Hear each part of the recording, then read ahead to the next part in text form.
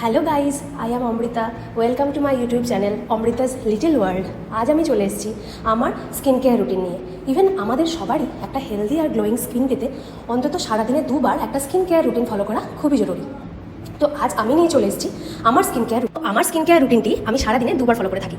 তোমরা সবাই জানো যে স্কিন কেয়ারের স্টেপগুলো আগে হলো ক্লিনজিং, তারপর টোনিং আর দেন ময়শ্চারাইজিং। তো আমি ফার্স্টেই প্লামের গ্রিন টিয়ের একটা ফেস ওয়াশ দিয়ে অলরেডি মুখটা ধুয়ে চলে এসেছি। নেক্সট স্টেপ সেটা হলো টোনিং। আমি ইউজ করবো প্লামের গ্রিন টিয়ের একটা টোনার, বা এটাকে ফেস মিস্টই বলতে পারো। আমার মতো যাদের নর্মাল স্কিন তারাও এটা ইউজ করতে পারো, বা যাদের অ্যাকনি প্রন স্কিন বা মুখের মধ্যে প্রচন্ড ব্রণ তারাও কিন্তু গ্রিন টিয়ের এই টোনারটা ইউজ করতে পারো। নেক্সট স্টেপে হলো 10% niacinamide and rice water serum, যেটা প্লামেরই একটা প্রোডাক্ট, যেটাও খুব ভালো কাজ করে স্কিনে। যাদের স্কিনের মধ্যে প্রচণ্ড পরিমাণে দাগ ছোপের সমস্যা বা কালো দাগ রয়েছে তাদের জন্য এই নায়াসিনামাইড সিরামটা খুবই এসেন্সিয়াল। এটা আমাদের কালো দাগগুলোকে রিডিউস করতে খুবই হেল্প। নেক্সট স্টেপ হলো ময়শ্চারাইজার, যেটা আমি ইউজ করছি পন্ডসেরই একটা হায়ালুরনিক অ্যাসিড জেল। এটা একটা জেল বেসড ময়শ্চারাইজার, যেটা স্কিনে একবার লাগালে খুব রিফ্রেশিং লাগে। তো খুবই সিরামের পর আমরা সবসময় সানস্ক্রিন ইউজ করবো। হ্যাঁ, সেটা যদি নাইট স্কিন কেয়ার হয় তাহলে হয়তো সানস্ক্রিনের প্রয়োজন হয় না, ডিরেক্ট ময়শ্চারাইজার অ্যাপ্লাই করবো। কিন্তু দিনের বেলায় after serum must use sunscreen. সানস্ক্রিনের জন্য মেনলি আমি 10% নায়াসিনামাইড অ্যান্ড রাইস ওয়াটার সানস্ক্রিনটাই ইউজ করি, যেটাও প্লামেরই একটা সানস্ক্রিন, যেটাও বেশ ভালো।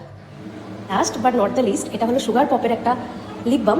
আমার মতো যাদের ড্রাই লিপের সমস্যা রয়েছে তারা সবসময় এটা ইউজ করতে পারো। আমার ব্যাগে এটা অলওয়েজ থাকে, আমি এটা প্রায় সবসময় ইউজ করতে থাকি। তো আজ এটুকুই।